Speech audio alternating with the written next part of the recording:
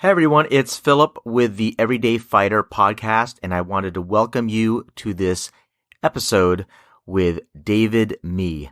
David lives in Australia, kind of a more rural area in Australia, and he wanted to find some activity for his teenage son to start doing, and they found karate. Funny thing with it, though, is that David decided to join his son on this journey. So at the time of this recording, they're about 6 months into it.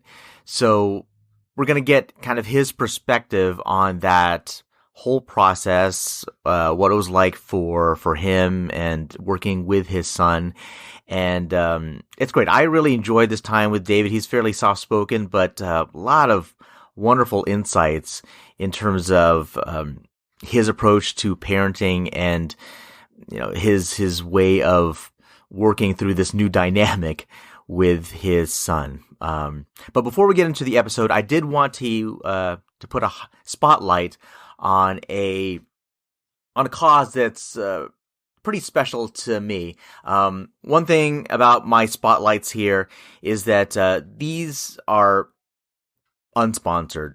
These folks that I bring to your attention, they have no idea that I'm doing this. I don't know whether they're into the fight world or not either, but it's just something that I feel is important because I think they're just doing good work. And it's kind of my way of kind of sharing a bit more of the good that I think that they're doing. So in this episode spotlight, I want to talk about an organization called Special Books by Special Kids. Now, the story behind this is that there's a guy named Chris. He was a special education teacher, and one of the ways that he found is just kind of a fun way to help his students kind of break out of their shell a little bit. And a lot of them had just various degrees of challenges, from physical to developmental, and just kind of down the line. But he kind of found a way to connect with them, and that was by interviewing them. Interviewing them in the context of them writing a book about themselves. So he'd set up a camera and he would just start asking them questions about themselves. Turned out that what started out as a small project for him blew up into something that really became a passion for him. He ended up quitting his job, and he decided to travel the country interviewing special kids across the board, and it's amazing.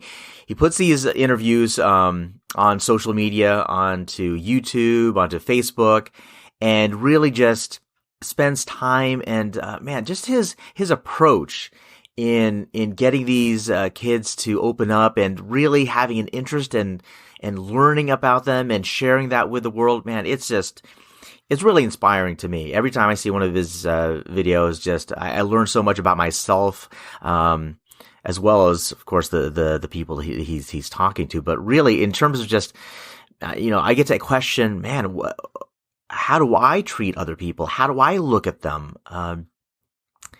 It's a great cause in any case. So that is Special Books by Special Kids. You can find out more about them at specialbooksbyspecialkids.org. And with that, let's get into our episode with David Me.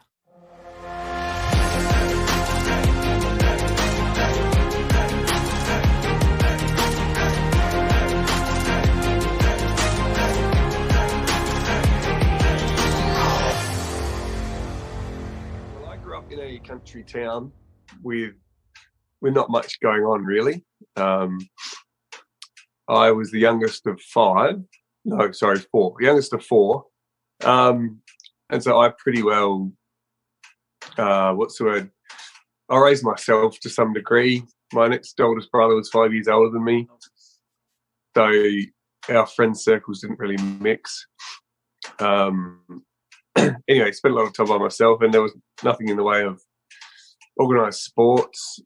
Well, there was, but we never got into it for one reason or another. So I really grew up not doing any of the things that I really wanted to do just because there wasn't the opportunity around. I really would have wanted to get into gymnastics as a kid, but like I really enjoyed it at school, but there was no opportunity really. So, yeah, and with one thing and another, I got married young and had kids young, and just never really got into anything long term that was really something that I wanted to do.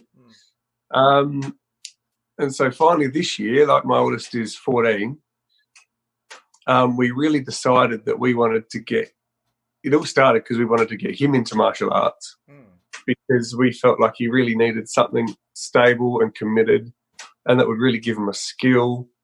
And we wanted to teach him, perseverance isn't the right word. We wanted to teach him that it's okay to be committed to something, and even when you don't feel like it, it's okay to have something that you just have to do anyway, regardless. Kind of the skill of long-term pushing through something. And so we went to the first lesson. It's about an hour away is our nearest. We're still in that same country town. So it's about an hour away, the lessons. So we went there and I was just there to watch. And I just thoroughly enjoyed it. I was watching them all and I went that closer so I could hear what was going on. And I thought, this is something I might get to get into this. Like, this is really good. And so then I joined up as well. And from then on, we've both gone every Tuesday night, knock off from work, and we both head up, drive an hour and have our lesson and drive back again. Wow, man. It's been really awesome. And I think it's teaching me the same thing as well, actually.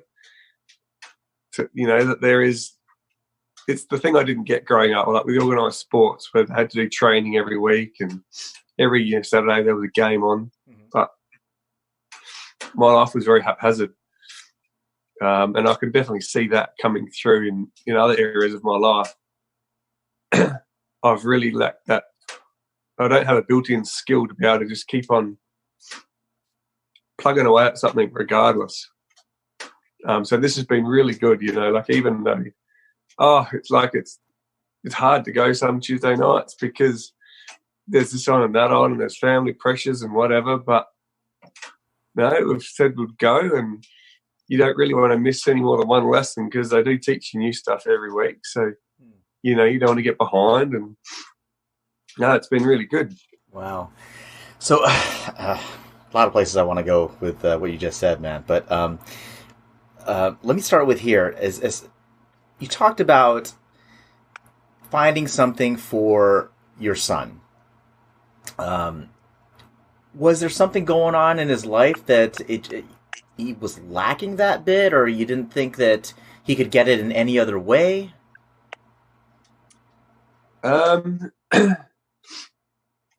Well, no. What? Just got to think about that.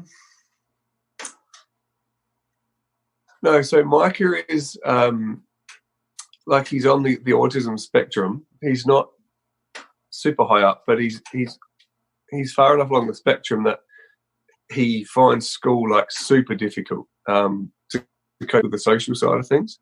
So we've been homeschooling him for years now, and we just didn't have at home on, like, we've got a block, and we didn't have the structure or anything to really give him that, long-term commitment that he had to do something, because he was fairly flexible during the day. As long as he got all his schoolwork in, he's quite flexible to do whatever he's kind of passionate about, which is great. We love that. But there wasn't that commitment that you get at school that, you just have to show up and you have to do this and you have to do that. Which, while there are bad elements to that, there's also is, that does teach you that sometimes you just got to do what you got to do. We did run some sheep on the block for a while, and I put a few crops in because I'd never done anything like that before. So there was some work involved in that, but it was very kind of haphazard. It was all go, go, go. And then that was it. And then you got to wait for stuff to grow. So, Right. yeah, like any farmer knows. Sure. So basically we just wanted to give him that consistent routine of something that was external to us. It wasn't us as his parents making him do something. Because he did originally, say that, yes, he'd love to do that. But then after the first lesson or two, he's like, don't want to have to go. And he still does it. He goes, oh, do we have to go to karate? I'm like, yeah, of course we do. And afterwards, karate says, oh, thanks for making me go, Dad. That was so good. Oh, wow.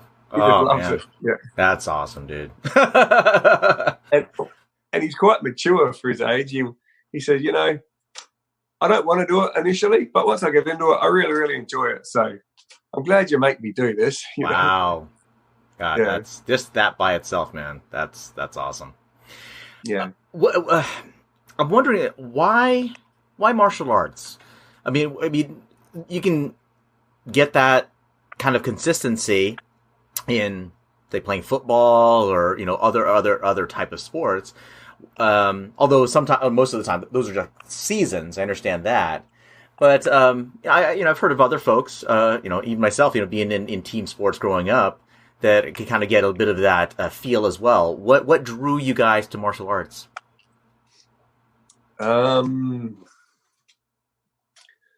Have to think about it.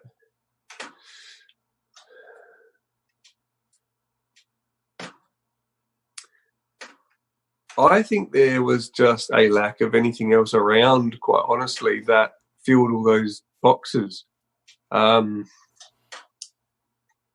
Just where we live, there was nothing else that would give that. It's quite. We wanted him to do something very physical, as well as with all the commitment side of things. And there was really nothing else around organised that filled that. We looked and looked around for all sorts of options, and there was really nothing else except for there was a couple of different flavors of martial arts we could have done. We picked karate because it was kind of the most convenient for our schedule, being on an evening, and we could have got there. So I see. So we picked that one, and it's been great. Been loving it. Yeah, that's awesome. So as far as something else you talked about in terms of somebody else outside of you and your wife instilling a bit of this value of doing things consistently on a regular basis with him, particularly since you all have him 24 hours a day. I mean, you're homeschooling and that type of thing. Now I have two girls that are training myself, but that was something that I tried to do in terms of kind of training them on my own. But I had to learn the hard way that might not have been the best route to take. What made you think immediately that this was something that you had to you wanted to use somebody outside? Yeah, I know what you mean. There is definitely that. I don't know, because you're the parent and you're there on all sorts of other. You're there on all sorts of other areas of life, where you got to interact with them. There's so many different hats you wear as a parent, so many different ways of interacting with your child, with your kid, that there are areas where, we make him do stuff on a consistent basis, like chores, and we just felt that it was really important that he learned, like at school, they have to respect the teachers, and that, someone else's authority is, in a good context, to be able to respect that, especially being a young teenager, like we felt this is kind of like the time, like if he learns this now, he'll be, much harder to learn it later on. And before that, it's a little bit too early for that particular, yes, when you're 10 and that, I don't know, you've got a different mentality. But once you start hitting the teenage years, this being able to take the responsibility, what's the word? Authority, like that somebody else has authority and you can respect it. We just feel like that's really valuable to learn going through. That's interesting that you say that about the ages, though. I mean, you've got a sensitivity to okay, well, I think he's ready to hear it from somebody else. Around 10 years old, maybe it wouldn't have clicked, but now it seems like that's something that would work a bit more. Is that something you find, because you got other kids as well, is that something that you find that is specific to your oldest, or is that something that you think is just kind of a universal type thing? That's a really good question. Well,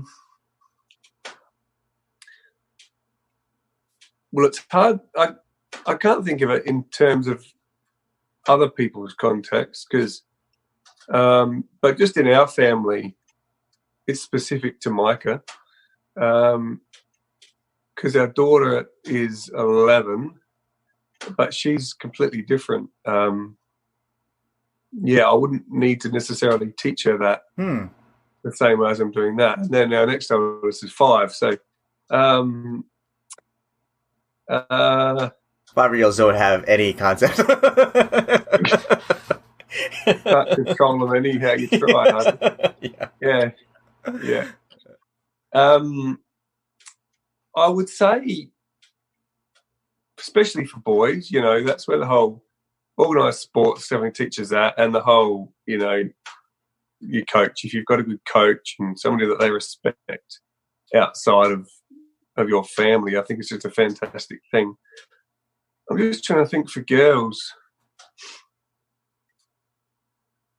I think it would apply, but it would look different. I'll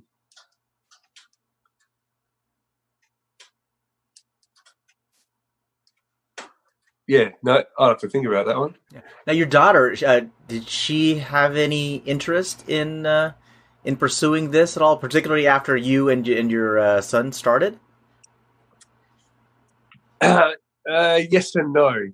On one level, I think she liked the look of it and the sound of it. But then on another level, I should probably try and get her into it in the next few years, because she's got a definite thing about commitment, which is needed as well. She will try and get out of stuff if she can as well. So, but just because of her particular personality and that, it's not something I could force her to do. She'd have to willingly choose it. So, we'll have to wait and see how that goes. Pretty strong personality, huh? She's a very strong personality. Yeah. Gotcha. Yeah. And so she's at that age where, I'm done making her do things.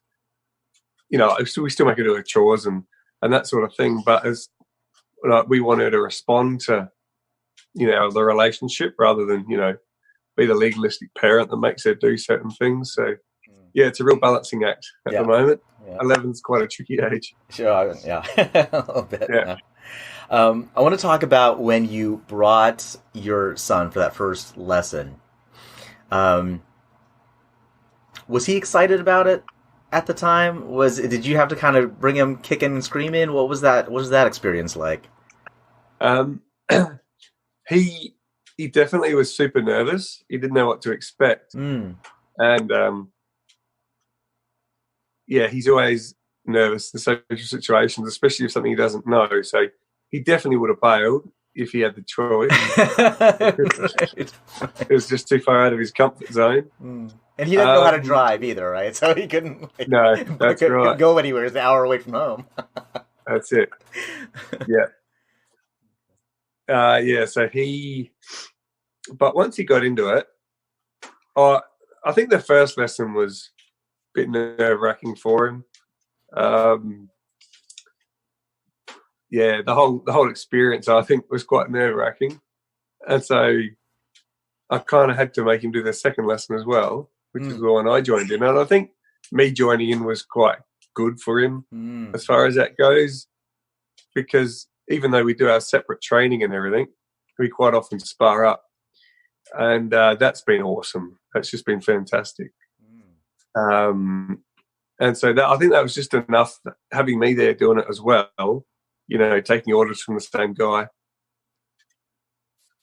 I think just that connection made it okay for him to push past his social kind of anxiety that he has had. He's definitely getting better now. And I think, to be quite honest, I reckon this last 6 months of karate has really changed how he feels about social situations. Like, his confidence level now compared to 6 months ago out in social situations is incredible. And I think a lot of that has to do with, yes, he's maturing, but also he's just been exposed to all this stuff that he never would have been exposed to before. As well as the fact that he knows he's actually got some skills, you know, under his belt, so to speak. And yeah, I don't know, just that whole combination has been really, really good for him. Well, let's talk about that a little bit, because you talk about when you say social situations, I mean, it's not what's that like? What was that like for him before? Because he's spending the majority of his time with his family, you and your wife and your other kids. But when he goes out for other things, we talk about social situations. Is it that he has? Is it play dates? Is it what types of things was he exposed to prior? Like, yeah. So we, you know, being homeschooling, we're pretty conscious of getting him out and about. So there's different kind of youth events in the town that he goes to. Sometimes he catches up with friends. Like, he's okay with friends. He goes over to his friends' places quite a bit. And every now and again, they've got some camps on around the place that he'll go to, that people organise. And there's a few other kind of odd days that we'll go to that where it's when he's not familiar with the people. His particular hang-ups about people he doesn't know. So we're still working through that with him. But yeah, even like, you know, going to the shops and stuff will be fine, except there's just this hang up with all the people around that he doesn't know. Like, it was just his particular, you know, you'd be super worried about what people thought about him and that sort of thing. So that was just his particular, you know, I was similar growing up. It was a bit different, but yeah, like, I understand. Yeah. Well, it's but now going to the class once a week, and how many people are in there usually when you go? Yeah, it's pretty small. There's about 5 or 6 students, and there's one. I had a mental blank. I forget the name of what you meant to call the leader, dojo. And then there's 3 black belts that regularly come, who are teachers as well. They come and, you know, spar up and do training, and he's easing them into, you know, being able to lead their own lessons and stuff. So, yeah, it's a pretty small group, which is great. But every now and again somebody new comes, but that doesn't seem to faze him at all now, because he's in there and established, and it's all good. Well, that's really interesting, right? Because, I mean, I have challenges. You know, I'm a fairly introverted type of person. I have challenges even going into a new situation where there's people I'm not gonna know. Yeah. But then, you know, it sounds like he's kind of found a group that over time he's forced to kind of get to know them, right? There's no, particularly if you're running drills and you're sparring up and that type of thing, he has no choice but to kind of get over that to hit the task in hand. But because of the environment, he's constantly forced to meet new people anyway. Like you said, new people are coming in all the time. But it's a different kind of confidence that he can bring to that new relationship, as opposed to just coming in like zero. This person has zero expectations. This person has zero expectations. You got to take something out of it. But now, and I think this is a great part of particularly martial arts, is that when somebody comes in, you're taught you have a responsibility to that new person. Yeah. So he has another context to be able to bring into this relationship with them, aside from small talk, I suppose. That's right. No, definitely. There's already that combined interest there. And, and you're obviously encouraged to make them feel welcome, and there's a whole different dynamic there. Absolutely. How was he with the physical aspect of it, in terms of not only, you learn more about how to use your own body, right, in very different ways. Could be very challenging, but on top of that, particularly when it gets to partner type drills, now you have somebody else to kind of worry about, in that, one, you perform these techniques on them, which, again, even for a full-grown adult, it's like, you actually want me to do what to this other person? This is not something that we do in polite company, right? Yeah, but then on the other side, and this is this could be a bit more challenging at times. It's like, oh my gosh, this person is going to be doing the exact same thing back to me now. Yeah. So what was he like in that type of physical interaction? That's a great question too. It's definitely been fantastic for him.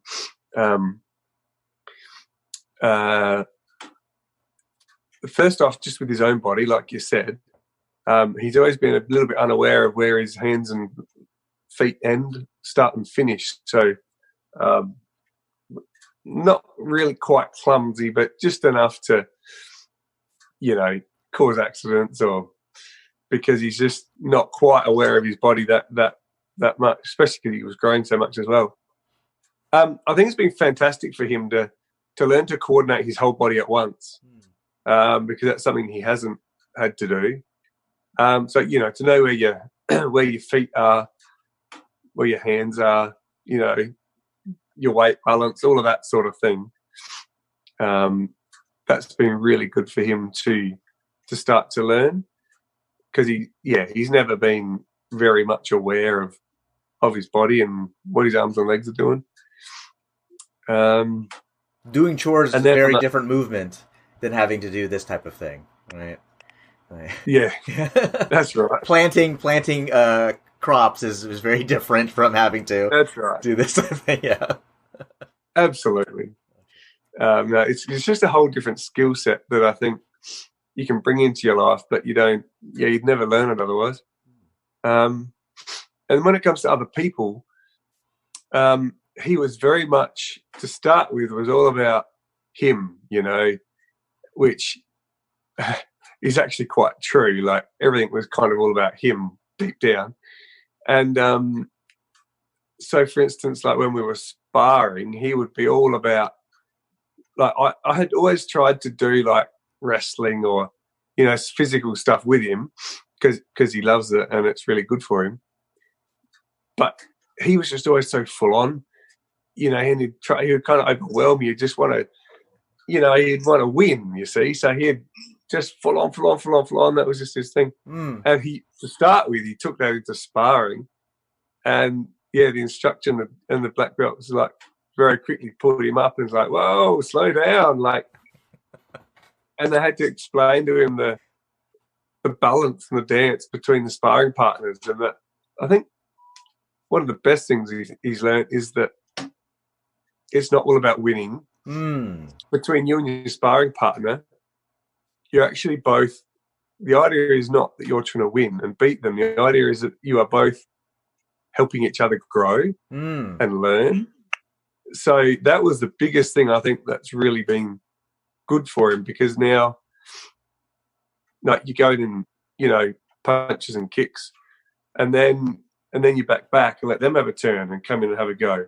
And so you both have the opportunity to, you're actually helping each other's skills improve, rather than I'm just here to beat this person. And that took him quite a while to get his head around. Always about, I've got to put all these kicks in and I've got to get them down. And now I think it's starting to finally sink in that, okay, that's not what it's all about, In this context, we're helping each other, to grow our own skills. And just that mindset shift, I think, has been fantastic. Really good. Yeah. You can see that in other areas, kind of overflowing in other areas of how he interacts as well. Right? I mean, that's a big lesson to learn. Yeah, definitely, because that just is his personality. He can become very consumed with whatever he's doing. Like, so for instance, he's really keen on remote control planes. He builds all his own planes, gets foam and makes planes out of them. But when he's with friends, it has always typically been all about him, the same thing. So, like, how often he gets to fly the plane and blah, blah, blah. But now he's far more aware of the other person. It's really interesting to watch, actually, making sure that they have a turn and that, the whole thing is kind of more even. So it's been really good. Huh. Now, that's just one example, but yeah, it does play out in other areas too. Well, I mean, that's an important lesson in any case, right? There's absolutely there's merit to anybody, children or otherwise, to learn about ownership, right? Have something that is their own, make it feel like their own, which is important. Then there's got to be that sharing aspect of it as well. That you think about other people.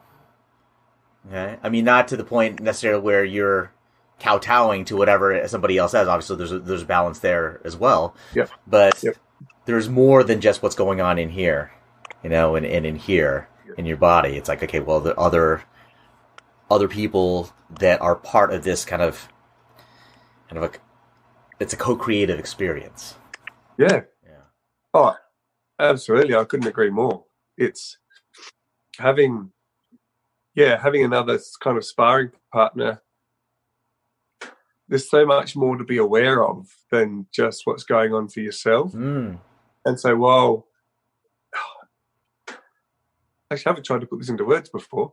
So while you're kind of securing yourself, let's say, yes, and you're engaging your own skills, but you have to be very aware of other people and make it a mutual experience. So you're bringing yourself into, I was thinking about how this applies to other areas of life, and something I thought for myself with the sparring partner and this same dynamic was, it's kind of like a marriage, a good marriage. Yeah. Like,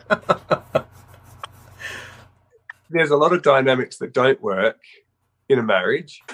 And, like, if it's all about yourself, that doesn't work. If it's all about the other person, well, that doesn't work either. And that doesn't work in a sparring situation. It can't be all about the other person and you never do any kicks or punches, because that won't help them either. It's all about being confident in yourself and learning your own confidence, your own skills, and then bringing yourself into that situation. So, and then the other person being their own person, learning and growing in their own skills, and them coming in, and you're coming in as equals.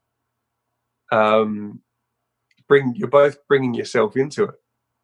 So you've got to have that balance, otherwise the relationship doesn't work.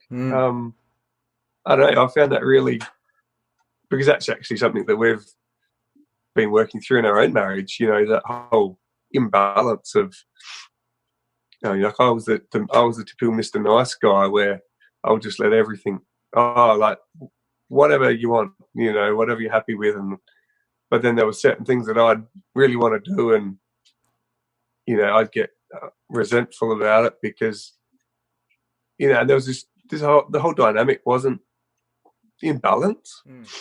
And so having gone through the Mr. Nice Guy book, and it's a very similar concept to, actually, I have to be my own person, and I have to be confident, and I have to know what I want, and we have to both bring ourselves into the relationship as equals and work through things, work through conflicts as equals. And very, very similar to the whole sparring situation with the martial arts. That was something I found really awesome about it. Well, I want to talk about your experience with it because, and I've heard this, from other folks as well. You see that they bring in their child because they've got these grand plans, these grand visions for their child, and then something clicks, something just kind of, a little bug in the ear. Like, wait a minute, start looking. What was that experience like for you? Well, I think exactly like you say, that was the situation. It was for Micah. But then when he was doing it, there was this, I think it was the part of me, the little kid and the boy growing up that never had anything, even though I'd wanted something like that, I'd never been able to. And I'm like, you know what, I'm not too old for this kind of stuff yet.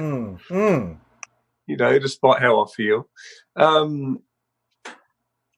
And I just knew inside that it would be something that would be really good for me to get into. So it didn't take much persuasion for myself to join in as well. And yeah, just that a lot of what I was teaching, like what we talked about with Micah and the awareness of your body and just all the different skills it's bringing in, I've just been thoroughly enjoying learning it all because it's stuff that I never learned. And I don't think I'll ever learn that in any other situation quite like that. So it's kind of like when you're an adult, you have to realize, I reckon, what you didn't learn, what you didn't know growing up. And sometimes you've just got to find ways to teach yourself this stuff, kind of reparent yourself in that sense. But yeah, just been thoroughly enjoying it. Well, it's interesting that you said you had specific things in mind for Micah, for lessons and skills, personal development that you wanted for him. Yep. But then you found that those are things that, upon reflection, it's like, oh, maybe I need some of this stuff too. Yeah. I'd never had that train of thought, quite honestly, that, I hadn't had that particular self-reflection that this is all the stuff that I think I probably need to learn. I'd never had that conversation with myself. So I'm really glad that it all happened like that, because looking back, there's a lot of all of that stuff that I absolutely really benefit from learning and going through those experiences, because looking back, I haven't had any of that. I've never had to voluntarily be committed to something and stick it out just for whatever reason. I've always had the option of stopping, or I've never had that option, or, yes, you got to go to work, but that's not really voluntary. You don't go to work, you don't get money. So, and I've always been very challenged, let's say, at things like working out and being consistent, being consistent in, healthily eating. That stuff's always been a challenge for me because it's a voluntary thing. And if I don't feel like it, well, it just stops. So there's just enough commitment here to, yes, I could stop if I wanted to, but I really don't want to. So I'll put all the effort in to, to drive 2 hours every week to do this stuff. So. Well, it sounds like this has more hooks in you than some of the other things, right? I mean, one, it's something that you see the value in it for your son, right? But then you enjoy it as well. I mean, I do personally, I don't like lifting weights. It's just not something that I enjoy. Yeah. You know?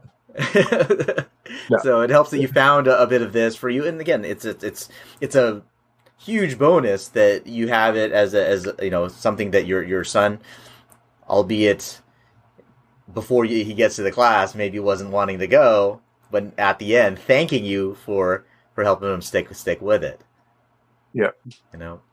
What has it been like going through this journey with your boy?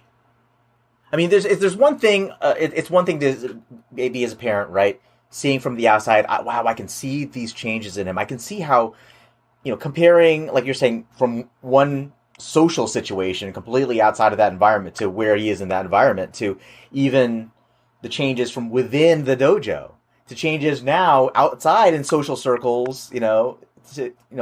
But it's a completely different thing when you reflect upon. Now we're doing this together. We're on this path together. What has that been like for you? Yeah, it's been fantastic.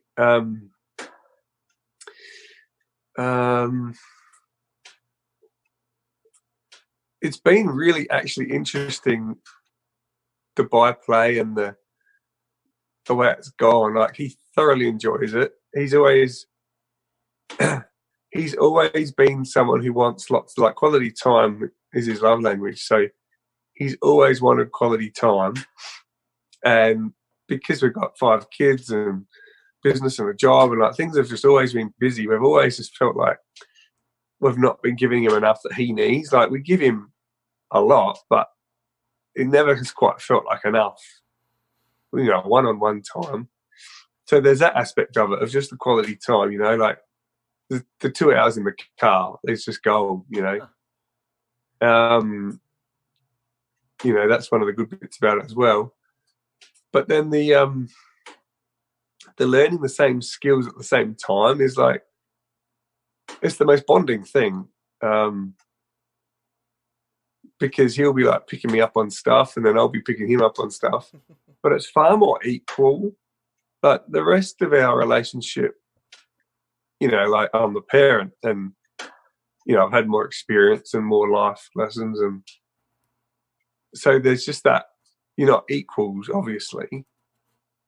But sort of my vision with all my kids is that, once they hit adulthood, I just want to be their best friend, I don't want to be the parent anymore.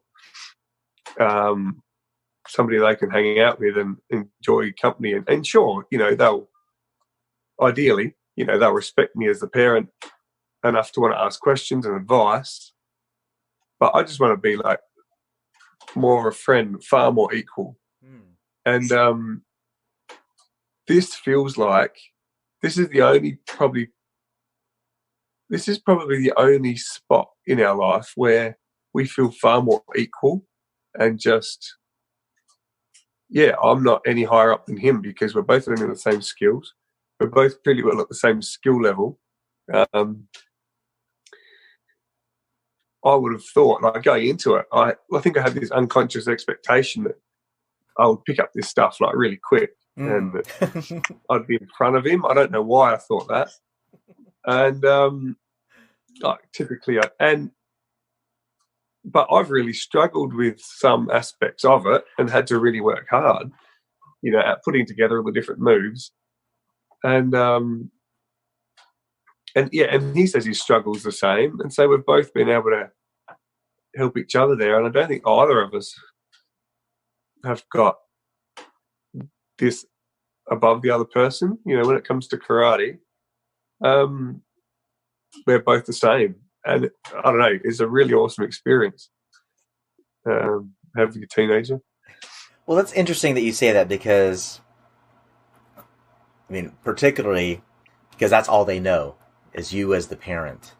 Yeah. It's you as you tell them what to do for any kind of guidance. If they need any support, or if they need advice, hopefully, I mean, in most situations, they're coming to you for that because you have the answers, Or if you don't have the answers, then you know where to go to get the answers, and they can kind of hold on to your coattails as you do that, right? Always can go to mom or go to dad or such.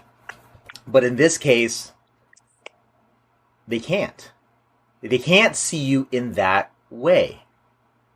That's right. And interesting that, when you say that, there are things that he helps you with. And I know for me, like, I think for the majority of parents, that's not something that happens until a bit later in life, unless, maybe the child is a prodigy in one thing or another. Oh, let me, I'll just leave it to my kid and I'll ask them about it later. But for, aside from those, I think, rare exceptions, most of the time, you're not asking your kid for help. Yeah.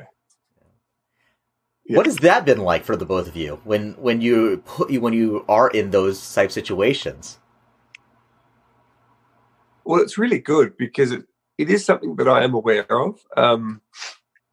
It is something that has, I don't know where it came up, but it definitely came up, in part of our parenting that we probably just read it somewhere because we do lots of self-help reading that.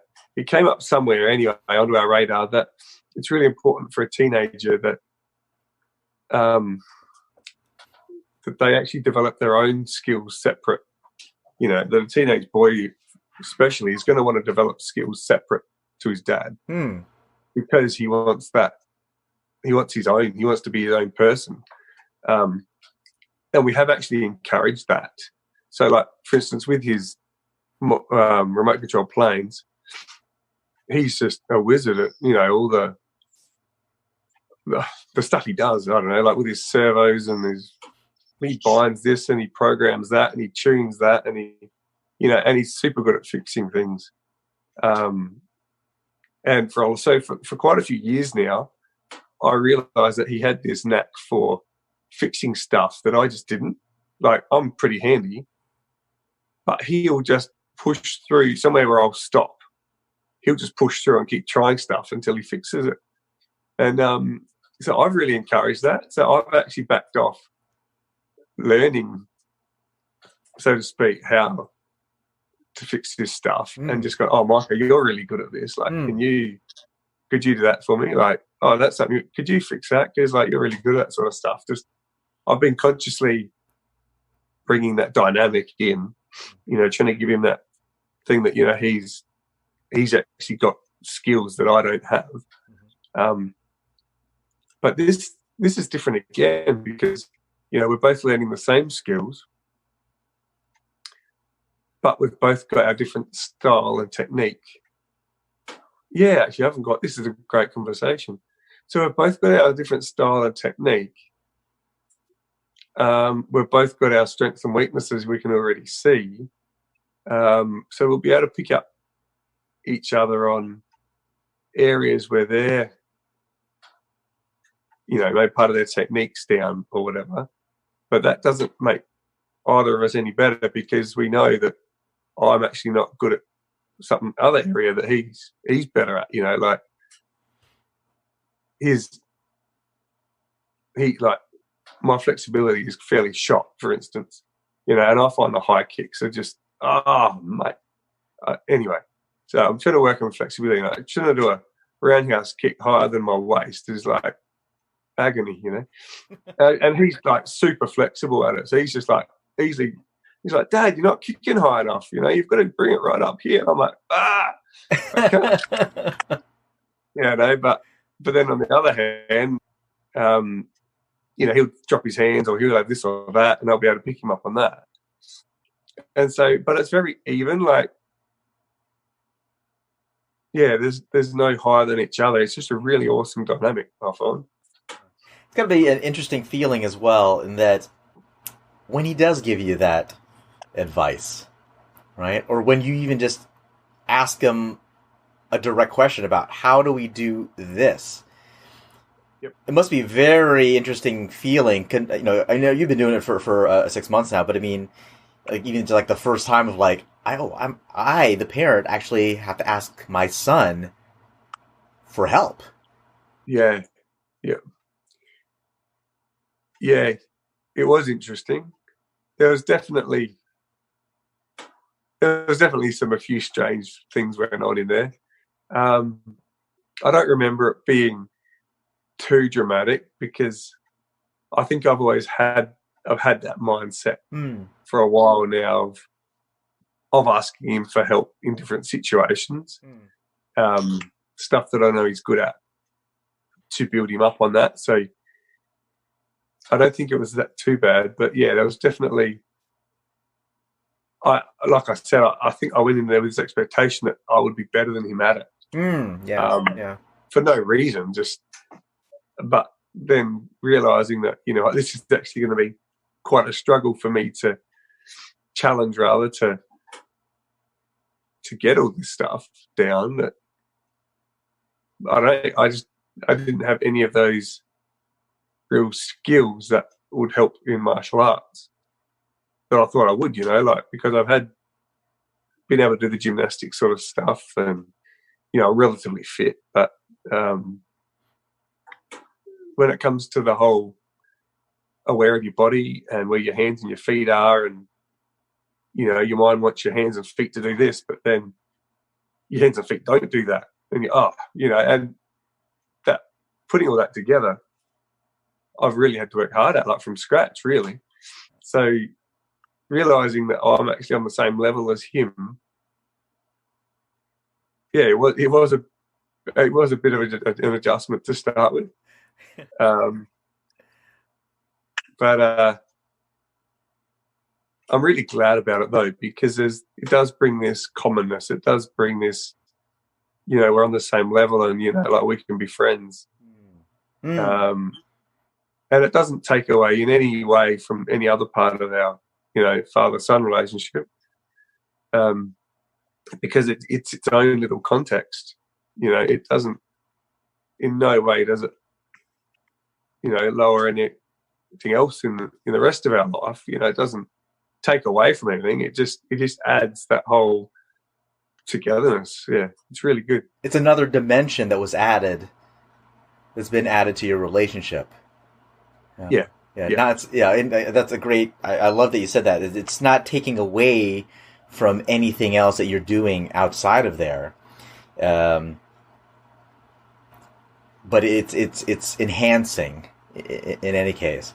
I also like the way you're describing, that you are kind of equal in all this, and that you'd actually. It sounds like you had to find a bit of humility on a couple levels. Not only in terms of you learning this, even if you just went on your own without him, right? There's the level of humility you got that comes along with the territory.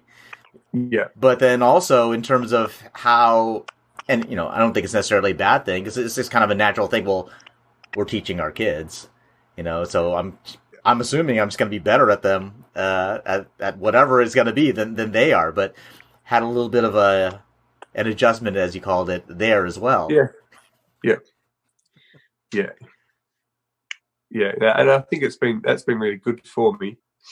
Like, I don't think it's been an issue as such. Like, I don't think, but like you say, you just have this thing where you're kind of better, in inverted commas, than them at all this stuff. So, you can help them with all these things. And just that not being the dynamic in this situation, yeah, definitely. Humility is probably a good one. Like, after that first lesson and just going, what, I'm starting at ground zero here. Like, I've got to put a completely different mindset on. Yeah, it was good. It's been good, though. Yeah. Well, there's the expectation, right? And then there's the actualization. Yeah. That's awesome, man. Dave, this was great. I love That's great. I love this, man. It's like you just just hearing about, I mean, there's so many, it seems like there's just so many journeys that are incorporated into this kind of one experience that you're sharing with your boy. That's awesome. I think, just a lot of people listening to this could really take a more than a few notes. Yeah, I'm really glad we've had this conversation, because I've never really thought about it all like this before. It's only kind of speaking it out that I've kind of been really able to crystallize all of this stuff. So it's been fantastic. Thank you. No, my pleasure, man. Listen, I know that some folks that are going to be listening to this are going to want a bit more of you. We talk to you a bit more about your journey through this, or just kind of connect with you in some way. What's the best way they could do that? Probably on Facebook, maybe on my profile, and and then private messaging, or they'll be able to see pretty quickly what they're going to resonate with me, off my profile. Of what we've got going on. So yeah, definitely. David, again, it was a pleasure. Thanks again for being on. Thanks very much for having me. It's been fantastic. Folks, I hope you appreciated this episode with David. Again, I liked it in that it's different for me, because I'm not really taking the journey in martial arts with my girls per se. I kind of have my class, they have theirs, but David is doing this with his son, and I just really enjoyed learning about that journey that he's taking and some of the dynamics that are happening now with his family and with his son through it all. That is it for this episode. We'll see you next time on the Everyday Fighter podcast.